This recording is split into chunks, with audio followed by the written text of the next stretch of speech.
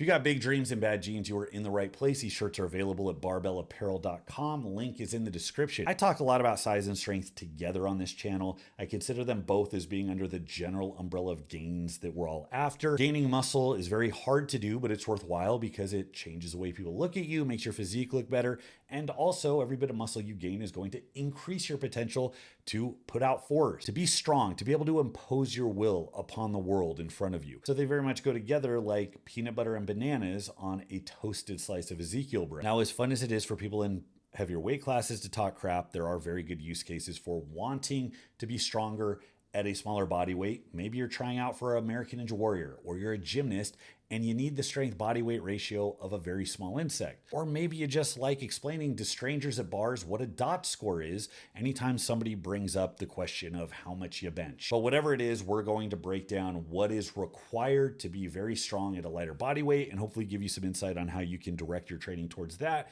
so you don't end up spinning your wheels. We're going to cover the 5 S's.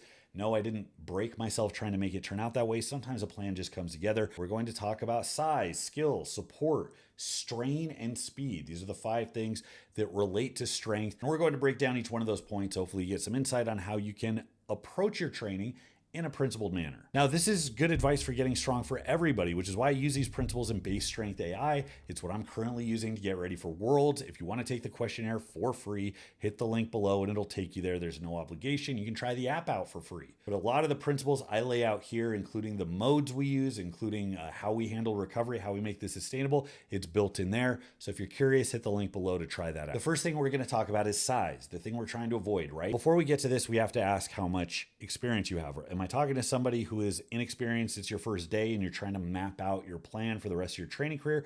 Or have you been around the block, you're already kind of muscular, and now you're trying to find more competitive tricks to go into deeper waters in lower weight class so you can stand apart to a greater degree? If it is your first day, I'm going to save you the suspense. You need more mass than you currently have. Now, this is a really important point because a lot of people that are watching this type of video are inclined to develop a complex around their size, around their eating, because they just innately view size is the enemy. So instead of trying to deliberately position their training to get to where they want to be, they end up kind of emotionally reacting and sabotaging themselves by doing really silly shit, like avoiding things like varied repetitions or certain exercise early on that they think are going to make them big. They'll keep calories down. This is not advice for people with a fucking complex, and this certainly isn't for people who are doing the consumery thing where you're uneducated in something, but you have an idea of how you think it should go down, so you're going to move forward insisting that it be done that way. There is a right way to increase performance, and this is what we're going over today. My advice to everybody is to look at your role model, who you want to look like, their frame, their height, how much muscle they have, what their body fat is, and then ask, where do you stand in relation to that? The simple fact is, if you're looking at competing in like powerlifting weight classes under the 165s, the guys that dominate those classes are typically 5'3". If you're 5'8", you're not going to have a good time trying to keep less mass on your larger frame. And you're not going to be able to take the amount of muscle you would find on a sedentary person and somehow repurpose it or apply some wizardry to get elite performance out of that. Now, I'm not telling you to do the GOMAT thing or to eat your body weight in heavy cream until you become an overweight, sweaty 250-pound lump of shit just to squat 3 plates. I am telling you to just recognize that eating for performance and training the way you need to is probably going to result in 5, 10, dare I say 15 pounds of muscle mass over a period of time. But as your body composition changes, maybe you're going to lean out a bit. You're going to be many, many, many times stronger than you are right now. That's the point of all of this. So all I'm saying is just don't sabotage yourself with stupid shit by trying to starve yourself or withhold the protein that you need to train, because that's going to get you nowhere fast. Now, if you are already somewhat muscular, let's say you're the guy who's been lifting for a long time, you grew some size, but you're like, hey, I think I can compete 2 weight classes down. I think I can just murder it. Then essentially what you're going to do is go to maintenance calories. You're certainly not trying to gain weight. You're probably trying to lean out if you're trying to optimize a lower weight class. So getting your body fat down, getting lean is going to be the key to being as strong as possible at the lightest body weight possible, eat like a bodybuilder. I've been telling everybody, I've been doing Justin Harris's carb cycling. Strongly recommend. It was clutch for me and my wife, and we have a newborn, and it made it easy for us to do that. So I'm already down like close to 30 pounds now, and no end in sight. We're still going. So get your diet in check. There's no two ways about it. Eat like a bodybuilder. You're also not going to spend time in like hypertrophy biased blocks. The idea is if you already have mass, you're not actively trying to gain more. So we're going to avoid blocks that have an excess of volume, repeating sets with higher reps, or that work specifically in hypertrophy ranges, especially ranges that don't carry over directly to strength. Moving on to S number 2, skill. Now, this is the important thing because strength we can very much think of as a skill. Specific strength qualities are neurological. So it's a fine line between something like how many motor units can you recruit all at once and how fast can you do that versus things we think of like balance and coordination. We're comfortable thinking of those things as skill, but like brute force production, we don't really think of, and they're kind of two sides of the same coin.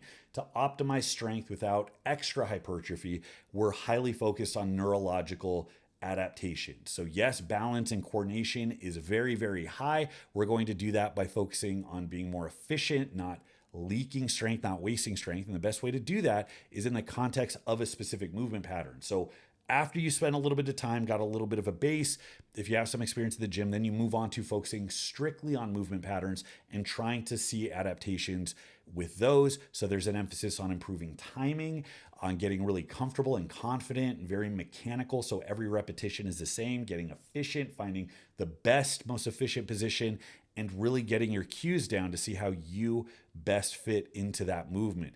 And as you do that, all the changes you make are going to be in the context of that movement. So it's kind of a 1-2 punch. Yes, motor unit recruitment increases, but because balance is also increasing, you get this extra boost on this lift, which in turn subjects you to more weight. So there's kind of this seesaw effect. So what you want to get in your head is that more practice equals more strength. More practice gets those neurological changes, not just balance and coordination, although it does do that, but increasing motor unit recruitment. How many motor units can you pull all at once? And how long does it take you to do so? Because more motor units done faster, that's how you get a lot of strength. And your goal is to be able to do that as much as possible with whatever muscle mass you do have. So it's not the bodybuilding approach of just trying to stimulate growth. You're not going in saying, how do I smash the muscle to get a response? You need to think of this as getting good at a lift. Getting strong means getting good, getting skilled at these particular movements, just like if you were a gymnast, just like if you were a calisthenic guy. You also want to think about more working sets because more working sets is more practice. This is the most universally applied tactic for increasing lifting performance. Do not come at me with that high intensity bullshit. For one, that is billed specifically as a hypertrophy tactic that doesn't give a fuck about strength. And second, we have like an insane amount of data and case studies and precedent in the entire field of strength training. And universally, it is known from all of the highest performers that when you get stuck, more work gets you unstuck. That's kind of the key. It doesn't mean go and do a billion sets right now, but over time, that will be the trend. Olympic lifters, fuck ton of practice reps. Again, we're not smashing the muscle like a bodybuilder. Olympic lifters have to do very precise work, build that explosive capacity, refine their technique. Same thing with powerlifters. I cite Boris Shako a lot because he lives at that like vertices of the Soviet system that we still pull all this information from, where they kind of revolutionized Olympic lifting, for better or worse, if it's as good as they say it is, whatever, but they have a formal system that they apply that's very skill heavy. And Shako took that, applied it directly to powerlifting, and he has a huge arsenal of athletes and world records under his belt. So formal powerlifting, formal Olympic lifting training, very skill-based. Arm wrestlers and grip specialists, same thing, shit ton of work. So much practice. The strongest hands are guys that do it for a living, guys that work on ranches, guys that turn screws for a living. All that work, all that volume. Gymnasts, martial artists, and classical strongmen. Not the modern mass monsters, but old-timey guys that did like circus performances multiple times a day. You're talking about extremely high frequency of work. More overall work was part of that strength that they developed. Now, you want to do it in the context of lower reps. Many of you might know this. 5 to 30 is touted as like the hypertrophy range, where there's like similar hypertrophic benefit in that range. Now, the thing that's universal is if you get a bodybuilder that does only 5s and 6s versus one that does 20s and 25s, the guy that does 5s and 6s, if we can say he builds the same amount of mass, hypothetically, he's going to be much, much, much strong. 20s build more strength than 30s. 10s, build more than 20s, 5, build more than 10s, all the way down. Singles, doubles, and triples are purely neurological. That's the meat and potatoes of your strength work.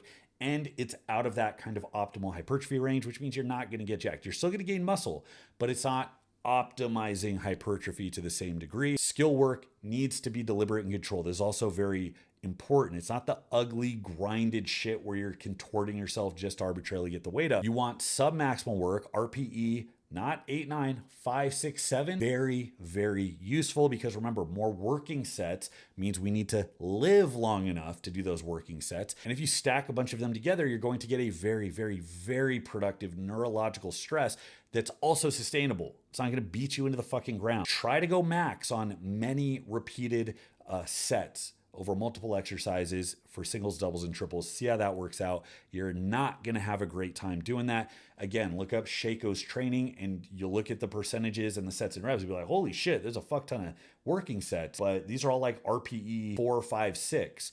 It still all comes together. It's skill work. You want to be very sparing with the heavy grinded stuff. And ideally you do more frequency. Again, more frequency, more practice with the same or very similar movement patterns. Don't get crazy with your variations. But if you're trying to work your bench with more frequency, you don't want to supplement dips as opposed to another bench variation, or maybe reverse grip as opposed to something that just tweaks your grip or tweaks the range of motion a little bit. You want very mechanically similar movements. Practice, practice, practice, practice, and whole body splits is the easiest way to accommodate this. So the third S is support. Now we're talking about a type of strength, specifically isometric strength is what we're talking about. And I generally think of support as not just being able to support weight, but strengthening the areas that also provide support to you. So isometric and partial ranges of strength, you just have so much potential for strength, and you don't realize it unless you train it. Perfect example. Take someone like Julius Maddox, who's knocking on an 800-pound bench, best raw bencher to ever do it by like a fucking mile. Now take someone like Jimmy Kolb, who does the insane like banded equipped shirts where he's doing reps with like 1,300 pounds. I think he has like a 1,500-pound bench or something like that. He can handle in his hands about twice what Julius Maddox can bench. Now, I would bet every dollar in my bank account that Julius Maddox probably couldn't unrack 1,100 pounds. Like I would just bet, because he's not conditioned to it. It's not part of his training. It's not what he needs to do. Doesn't mean he doesn't have the potential, but he would have to do a lot of training to build that capacity. It's not something he's just innately born with. Similarly, look at all the guys carrying 1,500 pounds in the bale tote at the Arnold Classic. Any guy in the top 10 list on open powerlifting is going to squat more than these guys, but they're not going to be able to reproduce that feat because being able to support and carry a shit ton of weight is a different skill. Anyways, as a smaller guy, you have an insane potential to increase strength at the top end or in any isometric or partial range of motion. You can typically train them more frequently. You can typically build progress in them much faster. If you're new to it, the first time you do isometrics, you'll realize like every couple of weeks, like, holy shit, I can just handle so much more weight. Doesn't mean you're going to see similar jumps in your full range, but that range getting strong could be a net benefit. Now, when you apply that, not just to movement, but you apply it to, let's say, your midsection, getting a very, very strong stomach, something a lot of people don't think about. They get their stomach just strong enough. Or your upper back. These are supportive muscles. If you get those muscles strong as shit in a supportive capacity, your ability to execute things like squats and deadlifts will be exponentially higher. And these movements that people typically associate with having a lot of extra tissue, because you get all that artificial compression when you're bigger, if you take that away, people feel exposed. Well, you can train strength in that area. So there's a principle of irradiation, which helps with this. Idea is if I go to shake your hand and I squeeze, all the other muscles, the harder I squeeze up to my shoulder and my back tense up. Similarly, your upper back, your midsection, if you squeeze, the irradiation principle, you get this kind of activation of the limbs. You're able to generate more force, and isometrics in those muscles can help with that. Partial ranges of motion can help with that. Anything that gets those muscles to brace and stay strong. Again, you have a high potential to get those muscles strong isometrically, and that's going to make all of your full range lifts better. And it's also going to allow you to do some cool shit that other people can't do if they don't train those types of movements. Now, if we're looking at full range movements like bench, squat, deadlift, top end isometric or partial work is going to allow you to handle immense weight. It also helps explosiveness. Most of strongman is being really strong in like a quarter or half squat position. So if you get your hips really strong in that position, if you can get your lockout really strong, then you can do something like a push press or a jerk and be good overhead. Being very, very strong at the top end helps you do a lot of functional shit. It's also why they have sprinters and jumpers do a lot of quarter squats. you have the huge potential to move weight there. And it's the roundabout way to do full range stuff. I still think full range stuff is a good like foundational base because you want well-rounded strength, but you can target the top end. Also, tendons is a big one. Neurological growth means you take the governor off. If your tendons are weak, your body will not let you produce the force that you might even be capable of doing. Not only is it a protective mechanism, but the wear and tear that you're going to experience with high frequency, with these types of movements in these heavy thresholds, you want your tendons strong. So again, who has the strongest tendons? You look to role models, arm wrestle. You want overload, you want a lot of strain, and partials absolutely help with that. You also want a lot of blood flow. This is a big one. We're not talking about hypertrophy work. We're talking about high rep blood flow work to get blood in the tendons, because when those surfaces are not sliding, you are not getting blood in there. So anything that gets your tendons stronger is going to immediately increase your ability to peak out your nervous system and redline those qualities a bit harder. Now, bottom end isometric work or partial work, or if you think of awkward positions like the bottom of a squat, the bottom of a bench, or even kind of weird stuff like bent presses, this will give you an insane amount of security in positions that people normally get crippled by. Here's a great example. I've been doing strongman for damn near 20 years. The thing that's kicking my ass right now is bag to shoulder, because as I hike the weight up and lean back, that's not replicated by anything in the gym. Even years of doing stone loads and front carries didn't prepare me for that. I'm finding that my nervous system shuts off. I get close to blacking out. I can't breathe. My heart rate spikes to like 190. My whole body is like, fuck you, we're not doing this.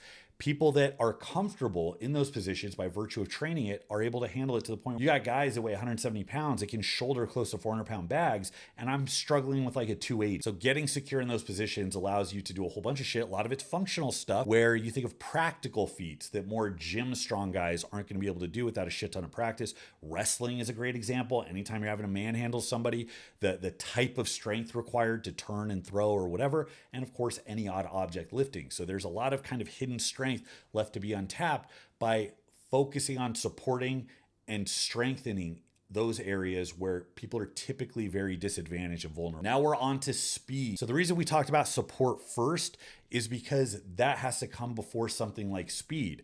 So this might not directly carry over to things like 1 rep max, but being explosive is a very desirable quality. If you're a lighter athlete with a much higher strength body weight ratio, being able to be fast, to be explosive, especially at the start of a movement, is going to increase your ability to follow through. So it's related, but it also unlocks a whole bunch of cool shit that you can do just by virtue of training. It's a different aspect of strength. So as far as your gym lifts go, compensatory acceleration is a big one. This doesn't just mean like West Side style speed work.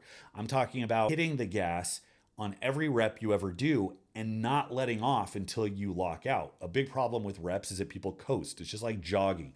They exert just as much effort as they need to get the weight from point A to point B. Compensatory acceleration means that you fire hard and you're accelerating all the way to lockout. It's harder than it sounds. It adds a lot of mustard, a lot of hot sauce to every rep that you ever do. It fatigues you a lot faster. But once you practice it, you'll find that you almost can't lift any other way.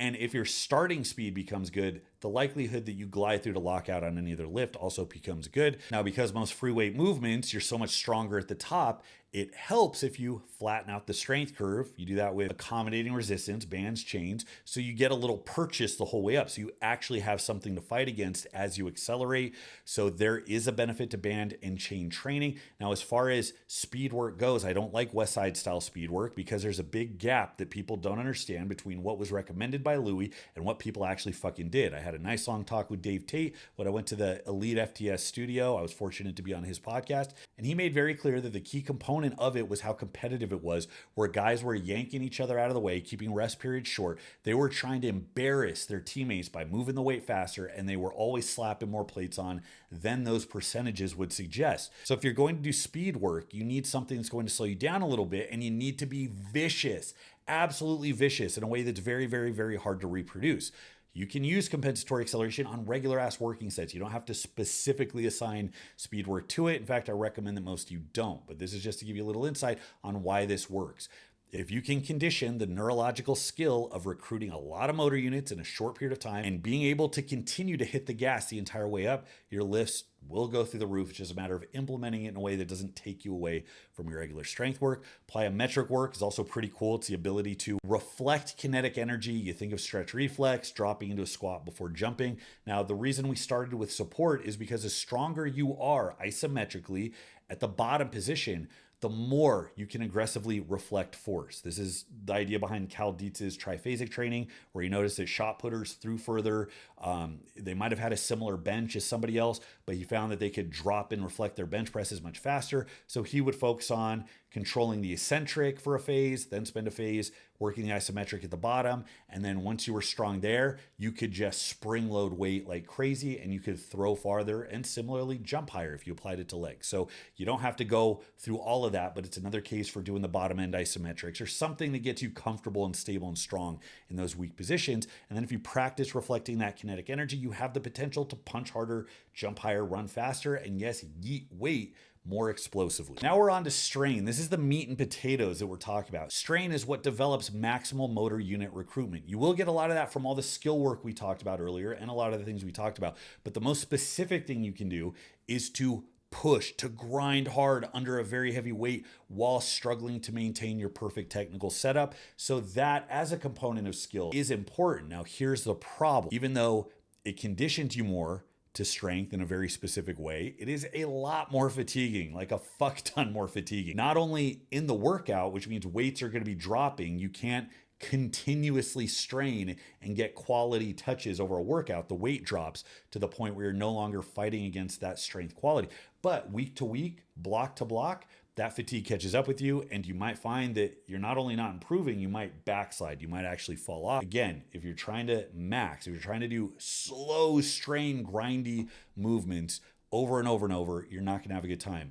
Jeffrey Verity Schofield's a good case study. He's a maniac. He decided to max his deadlift every day for 30 days and ask him how he felt after that and how productive he thought it was. So it's very important that you balance the strain with the skill and speed work in an appropriate way. I always recommend people be very careful with their RPE 9s and 10s, even their RPE 8s, because they sneak up on you. That fatigue accumulates. Now here's the thing, smaller lifters and less strong lifters can generally get away with doing this more frequently, more times throughout a session, more times per week, more weeks in a row without having to deload. Then bigger, stronger guys, that's very generally, everybody's different. I'm not saying if you're new, you get a pass, but regular maxing in this range, again, it can chew you up. So be careful, and you shouldn't like wait until you're strong to change your training. You don't get an email saying, hey, now it's time to shift. You get the notice by your body getting fucked up by doing the same thing you were doing before. Now, some rules for implementing strain.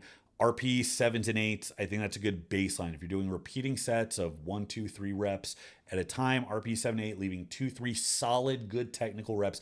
That doesn't mean you squat to where, oh, if I take 5 breaths, I can do another one. Understand what a set is. If you're turning it into rest pause bullshit, you lost the plot. So I actually like to move my squats a little quickly to keep me honest. I don't like to rest too long. You can sustain it for multiple sets, so the average intensity, the average weight on the bar stays high, so it's in the pocket of what we're trying to do. Again, if that weight drops off, we're not training strength anymore. And you can do a lot of work without it fucking you up for next week. I recommend everybody start by acclimating to doing more sets in this threshold, not going for broke, not blowing their wad, giving them room to improve week to week. And your primary mode of progression should be to increase the average weight on the bar. And you should be able to do that without fucking up your technique or without spiking the RPE.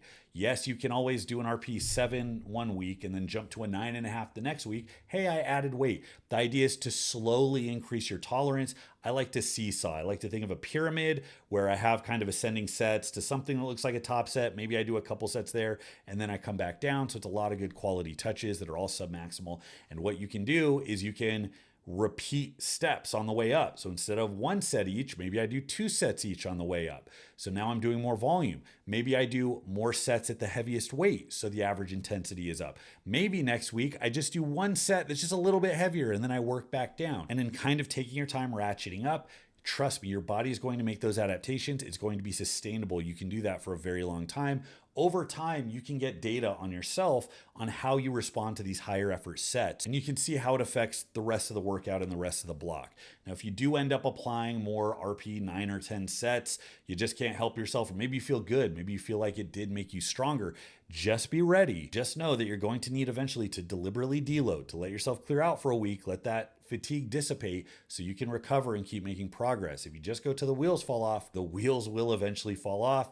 you've been warned. This is one of the reasons why I like doing wave type progressions where the ebb and flow of the amount of work you're doing is built into the program. That's what I put in base strength. And that's how I structured the programs in BaseStrengthAI. So that's all I got for today, guys. Let me know what you think. Are you going to become the next American Ninja Warrior using these tactics? Are you going to be an arm wrestling pro? Are you going to be the best 165 powerlifter to ever do it? Let me know what your goals are in the comments. Thanks so much, guys. Until next time, this is Bromley. I'll see you.